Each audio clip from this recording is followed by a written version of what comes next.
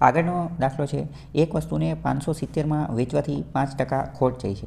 જો 5% નફો મેળવવો હોય તો તેને કેટલી કિંમતમાં વેચવી જોઈએ?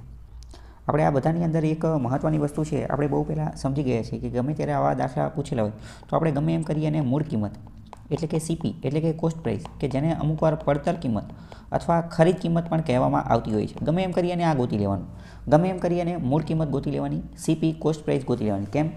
કારણ કે એ જ તો મૂળ છે, એ જ તો શું છે, એ જ તો મૂળ છે, એ જ તો ફાઉન્ડેશન છે, એ જ તો બેઝ છે, એ જ તો ફાધર એટલે કે એ જ તો પિતાજી છે. એના આધારે જ બધું નક્કી થશે કે પ્રોફિટ થશે કે લોસ થશે, નફો થશે કે ખોટ થશે કે શું થશે, એ બધું નક્કી જ મૂળ કિંમતના આધારે થશે. તો ગમે એમ કરીએ અને આપણે મૂળ કિંમત ગોતી લઈએ તો આપણું કામ થઈ જાય અને આપણને તમામ જવાબ જે છે એ મળી જાય. તો ચલો અહીંયા પણ એ જ કરીએ કે 570માં વેચવાથી 5%ની ખોટ જાય છે. તો આ ખોટ માટે માઇનસની નિશાની અને આ 5%ની ખોટ. તો 5% ખોટ એટલે શું થાય? તો 1/20.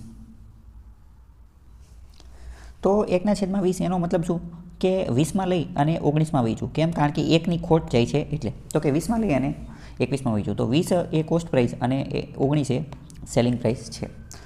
તો પરંતુ રકમ ધ્યાનપૂર્વક વાંચીએ તો ખબર પડે કે 19માં નથી વેચતો. કેટલામાં વેચે છે? 570માં વેચે છે. આની કરતાં કેટલા ગણા? તો કે 19 × 57 3 ગણું વધારે, 30 ગણું વધારે. તો આ રકમ પણ એની કરતાં કેટલા ગણી વધારે હશે? 30 ગણી. તો 3 દુ 6 અને 600. તો એની કોસ્ટ પ્રાઇસ મૂળ કિંમત કેટલી હશે? 600 રૂપિયા હશે. તો કોસ્ટ પ્રાઇસ હવે આપણને મળી ગઈ કે 600માં લીધું હશે. તો હવે શું કહે છે કે આપણે શું કરવું છે? તો કે 5% નફો મેળવવો છે. તો આના 5% ડાયરેક્ટ ગોતી લો. તો આના 10% થાય 60 અને એના 5% થાય એના અડધા એટલે કે 30. તો આની ઉપર 30નો નફો મેળવવો હોય, આ નફો પ્રોફિટ, તો કેટલામાં વેચવું પડે? સેલિંગ પ્રાઇસ કેટલી થાય? તો કે 630માં એને વેચવું જોઈએ. 630માં. ઇન શોર્ટ મેઇન શું છે કે આ એકદમ ગૂગલી જેવો દાખલો કહેવાય કે પણ મેઇન શું કે વધુને વધુ પ્રેક્ટિસ કરવી પડે અને ગમે એમ કરી અને કોસ્ટ પ્રાઇસ સુધી પહોંચવું પડે અને પછી દાખલો ગણવાનો. આગળનો દાખલો છે કે એક વસ્તુને 240માં વેચવાથી 10% ખોટ જાય છે. જો તેને 20% નફો મેળવવો હોય તો તે વસ્તુને કેટલામાં વેચવી જોઈએ? હવે આવા દાખલા ગણવાની એક બીજી રીત પણ છે કે શું કીધું હોય કે પહેલાં કે આટલી ખોટ જાય છે તો કે આટલો નફો મેળવવો હોય તો શું કરવું જોઈએ? અથવા તો આટલો નફો થાય છે અને પછી આટલો નફો મેળવવો હોય તો શું કરવું જોઈએ? ઇન શોર્ટ આ એવી પ્રકારના દાખલા છે કે જેમાં પહેલાં ખોટ જતી હોય અને પછી પણ એમ પૂછે કે આટલી ખોટ મેળવવી હોય તો શું કરવું? અથવા પહેલાં ખોટ જતી હોય અને પછી એમ કે નફો મેળવવો હોય તો શું કરવું પડે? પહેલાં નફો મળતો હોય પછી કે નફો મેળવવો, એટલે કે 2% વાળી એક સાથે આપેલી હોય આવા દાખલા પૂછાય ત્યારે શું કરવું? તો એ આપણે થોડું જોઈએ. તો આવા દાખલામાં શું કરવાનું? આપણે એવું માની લઈએ કે સીપી કોસ્ટ પ્રાઇસ કેટલી છે? કોસ્ટ પ્રાઇસ એ 100 રૂપિયા છે. 100 રૂપિયા કોસ્ટ પ્રાઇસ એ 100 રૂપિયા છે. અને એકવાર શું થાય છે? તો કે એકવાર 10% ખોટ જાય છે અને પછી શું થાય છે? તો કે એકવાર 20% નફો થાય છે. 20% નફો થાય છે. તો માની લો કે 100 રૂપિયા કોસ્ટ પ્રાઇસ છે, એમાં 10% નફો થતો હોય, 10% નફો થતો હોય તો એને કેટલામાં વેચશે? તો કે એને વેચશે 90 રૂપિયામાં. એને કેટલામાં વેચશે? 90 રૂપિયામાં. અને માની લો કે એને 20% નફો થાય તો કેટલામાં વેચશે? તો એને વેચશે 120 રૂપિયામાં. કેમ? કારણ કે 100ના 20% એ 20 થાય તો 120માં વેચશે. તો હવે આપણને અહીંયા બંનેની વેચાણ કિંમતનો રેશિયો મળી ગયો. બંનેની વેચાણ કિંમતનો રેશિયો કેટલો મળ્યો? 90/120. અને આનું જો છેદ ઉડાડીએ તો આના જો છેદ ઉડાડીએ તો અહીંયા 0 0 ઉડી જાય અને અહીંયા 3 તરી 9 થઈ જાય અને 4 તરી 12 થઈ જાય. તો 3/4નો રેશિયો મળી જાય. આ રેશિયો કોનો છે? તો કે આ જે રેશિયો જે છે એ સેલિંગ પ્રાઇસ એટલે કે વેચાણ કિંમતનો છે. 3 વેચાણ કિંમત કઈ છે? તો 3 જે વેચાણ કિંમત જે છે એ 10% ખોટવાળી છે અને 4 જે વેચાણ કિંમત જે છે એ કઈ છે? તો કે 20% નફાવાળી છે. એ શું છે? 20% નફાવાળી. પરંતુ ધ્યાનપૂર્વક જોઈએ તો 10% ખોટવાળી જે રહી, 10% ખોટવાળી એ વેચાણ કિંમત 3 નથી. કેટલી છે? 240 છે. 3 નથી કેટલી છે? 240. આની કરતાં કેટલા ગણી? તો કે 8 તરી 24, 8 ગણી છે. 80 ગણી છે. તો આ પણ એની કરતાં કેટલા ગણી હશે? 80 ગણી. તો 8 ચોક 32 કેટલી હોવી જોઈએ? 320. તો કે 20% નફાવાળી વેચાણ કિંમત ડાયરેક્ટ કેટલી મળી ગઈ આપણને? 320 જે છે એ હોવી જોઈએ. એના જેવો જ બીજો દાખલો છે કે 570માં કોઈ વસ્તુને વેચવાથી 5% ખોટ જાય છે તો 5% નફો મેળવવા માટે તેને કેટલી કિંમતમાં વેચવી જોઈએ? તો આમાં પણ એવું જ છે કે પહેલાં ખોટ જાય છે, હવે નફો મેળવવા માટે શું કરવું જોઈએ? બરાબર. તો આપણે માની લઈએ કે કોસ્ટ પ્રાઇસ જે છે એ કેટલી છે? તો કે કોસ્ટ પ્રાઇસ 100 રૂપિયા છે. કોસ્ટ પ્રાઇસ કેટલી છે? 100 રૂપિયા.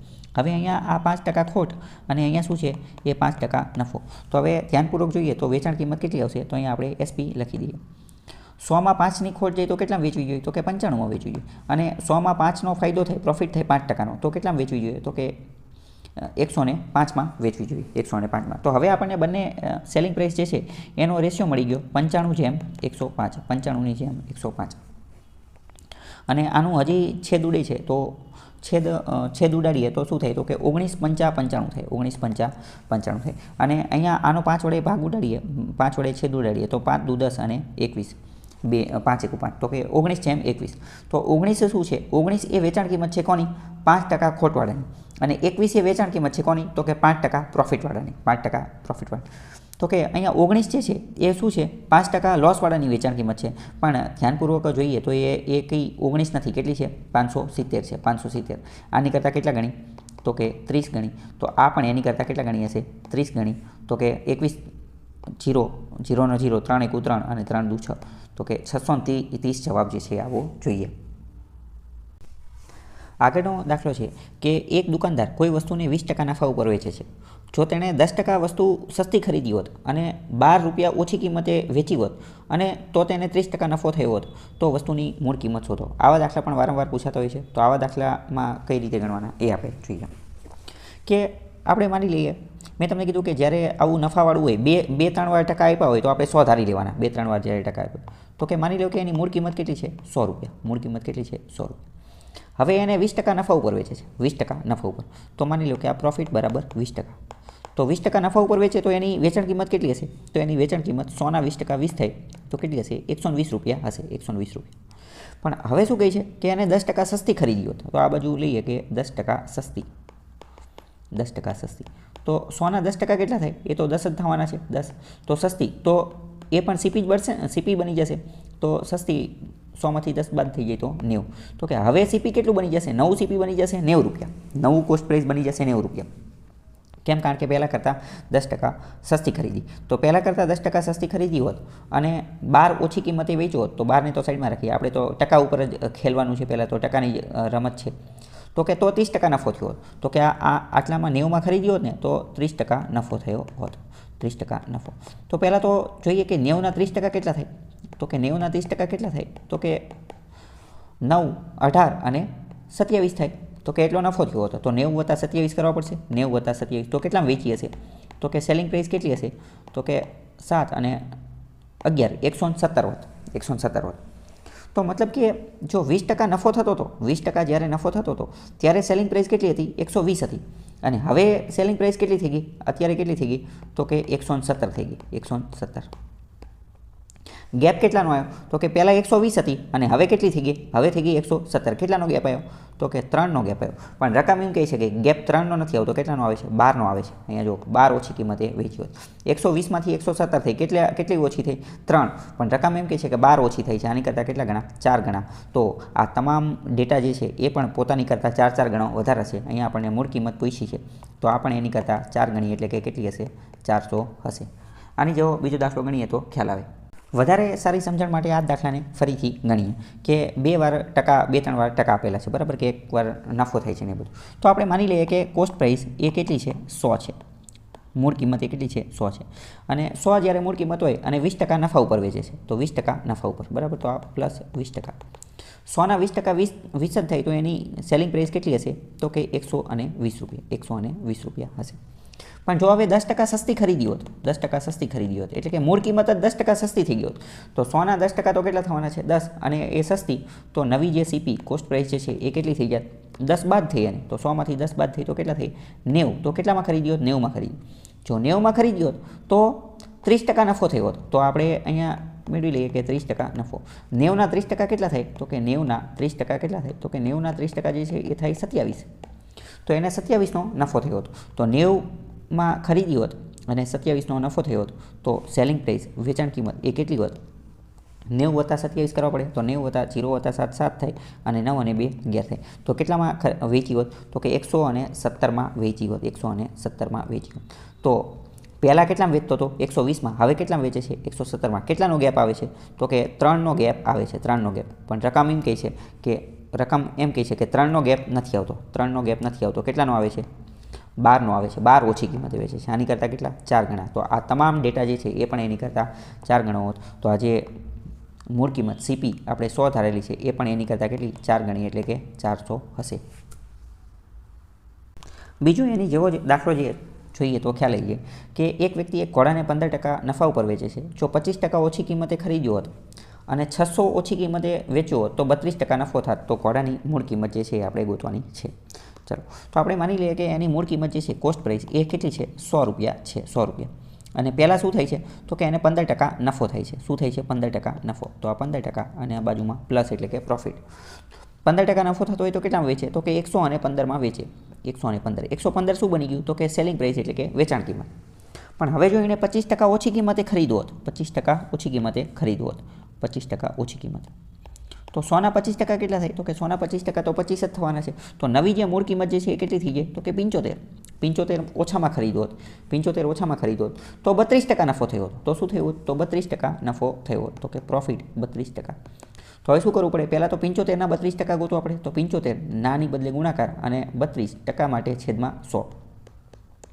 હવે આનો હિસાબ કરીએ તો 25 ચોક 100 થાય અને 25 તરી 75 થાય અને આ 4 તો 8 ચોક 32. તો શું આવે? 8 તરી 24. તો કેટલાનો પ્રોફિટ થાય છે? 24નો પ્રોફિટ થાય છે. 24નો પ્રોફિટ. તો 24નો પ્રોફિટ થાય તો વેચાણ કિંમત કેટલી થાય? તો વેચાણ કિંમત સેલિંગ પ્રાઇસ થાય 75 + 24. 75 + 24. 75 + 24 કેટલા થાય? 5 ને 4 9 અને 7 અને 2 9.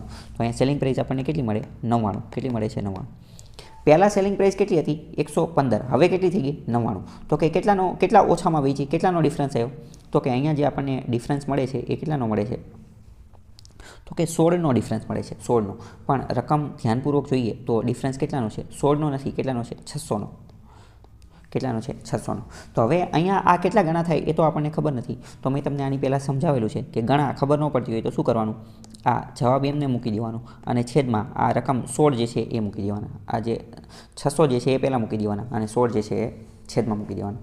તો બસ મૂળ કિંમત જે છે આ 16 એ 600 કરતાં કેટલા ગણા છે? તો કે 600ના છેદમાં 16 ગણા. 600ના છેદમાં 16 ગણા. તો આ મૂળ કિંમત 100 જે છે એ પણ એની કરતાં કેટલી ગણી હશે? 600ના છેદમાં 16 ગણી. 600ના છેદમાં 16 ગણી. હવે અહીંયા છેદ ઉડાડીએ તો ખબર પડે કે અહીંયા ચોકો 16 થઈ જાય અને 25 ચોક 100 થઈ જાય અને અહીંયા 15 ચોક 60 થઈ જાય. તો ઉપર આપણને જવાબ મળે 25 × 150. 25 × 150. 25 × 150. આ બેનો જે હિસાબ કરો એટલે આપણને તરત જવાબ જે છે એ મળી જાય. અહીંયા આપણે હિસાબ પણ કરી જોઈએ તો 0 અને 0 55 25 વધી 2 5 દુ 10 ને 2 12 12 અને 5 17 વધી 1 2 1 2 અને 1 3. તો કે 3750 આનો જવાબ જે છે એ આવશે. 3750. આની જેવો જ બીજો દાખલો છે કે એક દુકાનદાર કોઈ વસ્તુને 10% નફા ઉપર વેચે છે. જો તેણે 4% ઓછી કિંમતે ખરીદી હોત અને 10 વધુ કિંમતે વેચી હોત તો 18.3/4% નફો થયો હોત. તો વસ્તુની મૂળ કિંમત જે છે આપણે શોધવાની છે. તો આપણે ધારી લઈએ કે વસ્તુની મૂળ કિંમત જે છે વસ્તુની મૂળ કિંમત કોસ્ટ પ્રાઇસ એ કેટલી છે? તો કે 100 રૂપિયા છે. 100 રૂપિયા. તો કે હવે એને 10% નફા ઉપર વેચે છે. શું કરે છે? 10% નફા ઉપર વેચે છે. તો આ 10% નફો. તો 100ના 10% તો 10 જ થવાના છે. તો કે કેટલામાં વેચશે? 110માં. 110 શું થઈ ગયું? સેલિંગ પ્રાઇસ એટલે કે વેચાણ કિંમત. હવે એને 4% ઓછી કિંમતે ખરીદી હોત. 4% ઓછી કિંમતે ખરીદી હોત. તો 100ના 4% તો 4 થવાના છે. તો ખરીદી હોત તો કોસ્ટ પ્રાઇસ કેટલી થઈ જાય? 96. 96 રૂપિયા થઈ જાય. 96 રૂપિયા થઈ જાય. તો એને શું થાત? તો એને પ્રોફિટ થાત 18.3/4%. તો કે 18.3/4%. તો હવે એને આપણે ફ્રેક્શનમાં ફેરવીએ તો એને ફ્રેક્શનમાં ફેરવવા માટે શું કરવું પડે? 18 × 4 + 3 અને છેદમાં 4 અને ટકા કાઢવા માટે વળી પાછા છેદમાં જે છે એ 100 જે છે એ મૂકવાના. બરાબર. તો હવે 18 × 4 કેટલા થાય? માની લો કે તમને નથી ખબર તો 18 × 2 કરી નાખવાના. 18ના ડબલ કેટલા થાય? તો કે 36. 18 × 2 તો ખબર હોય ને? 18 × 2 તો ન ખબર હોય તો એના ડબલ કરી નાખવાના. 18ના ડબલ કેટલા થાય? 36. અને 4 કરવાના છે તો ડબલના પણ ડબલ. તો કે 36ના ડબલ કેટલા થાય? 72. ચલો સમજો કે કોઈનો 2 હારે ગુણાકાર કરવો હોય તો શું કરવાનું? તો કે એના ડબલ કરી નાખવાના. ડબલ સામાન્ય રીતે આવડી જાય. અને 4 વડે ગુણાકાર કરવો છે તો શું? તો ડબલના પણ ડબલ કરવાના. 2 વાર ડબલ કરવાના. શું કરવાનું? તો કે 18ના ડબલ કેટલા થાય? તો કે 36. અને 36ના ડબલ કેટલા થાય? તો કે 72. અથવા તો ડાયરેક્ટ ખબર પડી જાય કે ભાઈ 18 ચોક 72. 72માં વળી 3 ઉમેરો તો 75 અને છેદમાં 4. 4ના 4 એમ. અને આ ટકાની નિશાની કાઢવા માટે પણ છેદમાં શું કરવું પડશે? 100 મૂકવા પડશે. તો કે 25 તરી 75 થાય અને 25 ચોક 100 થાય. તો 3ના છેદમાં ચોકો કેટલા થાય? 16. તો અહીંયા 3ના છેદમાં 16. આનું ફ્રેક્શન કેટલું આવશે? આ પર્સન્ટેજ જે છે એનું ફ્રેક્શન આવશે 3ના છેદમાં 16. તો હવે એટલો પ્રોફિટ થાય છે, તો પહેલાં તો 96ના એટલા ટકા કાઢવા પડશે. તો 96 ગુણ્યા 3/16. તો 96 ગુણ્યા 3/16. તો અહીંયા 96 અને 16 જે છે એના ડાયરેક્ટ જ છેદ ઉડી જાય છે. કેટલા થઈ જાય? તો કે 16 છક 96. તો કેટલા થઈ જાય? 6 તારી 18. તો કે 18નો પ્રોફિટ થાય છે. 18નો પ્રોફિટ. તો 96 હતું અને 18નો પ્રોફિટ. તો વેચશે કેટલામાં? તો કે સેલિંગ પ્રાઇસ કેટલી થશે? તો કે 96 + 18 કરવા પડે ને. 96 + 18 તો કરી નાખીએ. તો 6 ને 8 14 વધી 1 9 ને 1 10 ને 1 11. તો કે 114માં વેચશે. તો કે પહેલાં કેટલામાં વેચતો હતો? તો કે પહેલાં 110માં વેચતો હતો. હવે કેટલામાં વેચે છે? તો કે હવે વેચે છે 114માં. તો કે કેટલાનો ડિફરન્સ આવ્યો? તો કે ડિફરન્સ આવ્યો 4નો. કેટલાનો આવ્યો? 4નો. ડિફરન્સ કેટલાનો? ચલો આ થોડું પૂછી નાખીએ. તો કે ડિફરન્સ કેટલાનો આવ્યો? તો કે ડિફરન્સ 4નો આવ્યો. પણ રકમ એમ કહી છે કે 4નો ડિફરન્સ નથી આવતો. કેટલાનો આવે છે? 10નો ડિફરન્સ આવે છે. 10 વધુ કિંમતે વેચ્યો. તો કે હવે આની કરતાં કેટલા ગણા છે? તો હવે આપણને ઘણા ખબર નથી. તો શું કરવાનું? મેં તમને શીખવાડેલું છે કે પહેલાં શું મૂકી દેવાનું? પહેલાં 10 મૂકી દેવાનું અને છેદમાં 4 મૂકી દેવાનું. હકીકતમાં આખો ખેલ શું છે એ સમજો કે અહીંયા 4 છે અને ગુણાકાર આ બોક્સ. આ બોક્સની અંદર કોનો ગુણાકાર કરીએ તો જવાબ 10 આવી જાય. આ બોક્સની અંદર કોનો ગુણાકાર કરીએ તો જવાબ આવી જાય. તો પહેલાં તો આપણને આ 4 નડે છે, તો 4ને છેદમાં મૂકી દઈએ એટલે 4 ઉડી જાય. અને હવે ઉપર શું મૂકવું જોઈએ? તો જે જવાબ જોઈએ છે એ જ મૂકી દો. જવાબ કેટલો જોઈએ છે? 10. એટલે આપણે ડાયરેક્ટ મૂકી દીધું 10/4. બરાબર. તો ટૂંકમાં શું આવશે? 10/4. તો મતલબ કે આ એની કરતાં એટલા ગણું છે. તો આ 100 જે છે મૂળ કિંમત એ પણ એની કરતાં એટલા ગણી જ હશે. તો 100 ગુણ્યા 10/4. તો અહીંયા 25 ચોક 100 અને 25 ગુણ્યા 10. તો જવાબ શું હશે? 250. એની મૂળ કિંમત કેટલી હશે? 250 મૂળ કિંમત હશે. બીજો દાખલો જોઈએ તો કે એક વસ્તુને 144માં વેચવાથી થતો નફો ટકામાં તેની મૂળ કિંમત જેટલો છે. તો વસ્તુની મૂળ કિંમત જે છે એ શોધો. હવે જો આ એકદમ અલગ જ પ્રકારના દાખલા છે. આમાં શું કીધું છે કે ખાલી સેલિંગ પ્રાઇસ, વેચાણ કિંમત એક જ ડેટા આપેલો છે, બીજું કંઈ આપેલું નથી. સેલિંગ પ્રાઇસ એક જ ડેટા આપેલો છે, બીજી કોઈ પણ વસ્તુ જે છે આપેલી નથી. તો આવા દાખલા કઈ રીતે ગણી શકાય? તો આવા દાખલા જે છે એ ઓપ્શન ઉપરથી જ ગણવા પડે. ફરજિયાત શું કરવું પડે? ઓપ્શન ઉપરથી આપણે ગણવા પડે. અને બીજું મોસ્ટ ઇમ્પોર્ટન્ટ કે ઘણા બધા દાખલા જે છે ને મેથ્સના ઘણા બધા દાખલા એ ઓપ્શન ઉપરથી જ થતા હોય છે. આપણે આ બીજા બધા જે દાખલા છે એ સમજ્યા ને, આ બધા એ બધા પણ તમે ઓપ્શન ઉપરથી જે છે એ ગણી શકો છો. ઓપ્શન ઉપરથી એ બધા દાખલા પણ ગણી શકાય છે. આપણે એક આ બધા તાળો મેળવવા માટે ને એની માટે ઓપ્શન ઉપરથી પણ તમારે જાતે ગણી અને ટ્રાય કરવાની છે. અત્યારે આપણે આ દાખલો જોઈએ કે ઓપ્શન ઉપરથી દાખલા ગણવા માટે સૌથી પહેલાં શું કરવાનું? તો કે ઓપ્શન ઉપરથી દાખલા ગણવા માટે પહેલાં આપણે જાણવાનું કે પૂછ્યું છે શું? What is Bing asked? Question શું પૂછ્યો છે? તો કે શું ક્વેશ્ચન પૂછ્યો છે? તો કે મૂળ કિંમત પૂછી છે. કોસ્ટ પ્રાઇસ એટલે કે મૂળ કિંમત પૂછી છે. તો એ તમે વિચારો મૂળ કિંમત કઈ હોઈ શકે? તો આ નીચે આર્યાને 4 ઓપ્શન છે. તો મૂળ કિંમત આ કાં 80 છે, કાં 90 હશે, કાં 100 હશે અને કાં 110 હશે. આ 4 સિવાય તો એકેય હશે જ નહીં. કાં 80, કાં 90, કાં 100 અને કાં 110. તો આપણે ધારી લઈએ કે મૂળ કિંમત કેટલી છે? તો કે મૂળ કિંમત આપણે માની લઈએ કે 100 છે. મૂળ કિંમત કેટલી છે? 100 છે. અને વેચાણ કિંમત કેટલી છે? તો કે વેચાણ કિંમત છે 144. વેચાણ કિંમત કેટલી છે? 144. તો પ્રોફિટ કેટલાનો થાય? તો કે પ્રોફિટ 44નો થાય. પ્રોફિટ 44નો થાય. તો 44નો નફો થાય. 44નો નફો થાય. 44નો નફો. હવે તમે વિચારો કે નફો જે છે ને એ મૂળ કિંમત જેટલો જ છે. નફો એ મૂળ કિંમત જેટલો છે. તો મૂળ કિંમત કેટલી છે? 100. તો નફો પણ કેટલો હોય? તો કે 100% હોય ને, તો એ પણ 100 હોય. તો વેચાણ કિંમત કેટલી થવી જોઈએ? 200 થવી જોઈએ. પણ અહીંયા તો 144 થાય છે. અહીંયા 100 એટલે મતલબ કે 100 તો જવાબ નથી. 100 જવાબ નથી. તો આ 100 ઉપર લાગી જાય ચોકડી. ચાલો તો હવે બીજો એકાદો લઈ અને ચેક કરીએ. બરાબર. તો આપણે માની લઈએ કે 80 જવાબ છે. બરાબર. કોસ્ટ પ્રાઇસ કેટલી છે? 80 છે. અને નફો કેટલો છે? તો કે મૂળ કિંમત જેટલો છે. તો આપણે પ્રોફિટ પણ માની લઈએ એની જેટલો તો 80%. તો 80ના 80% કેટલા થાય? તો કે 80 ગુણ્યા 80% કાઢવા માટે છેદમાં 100. આ 2 0 આ 2 0 જતા રહી અને 88 64. તો પ્રોફિટ કેટલો થશે? પ્રોફિટ થશે 64. પ્રોફિટ કેટલો થશે? 64.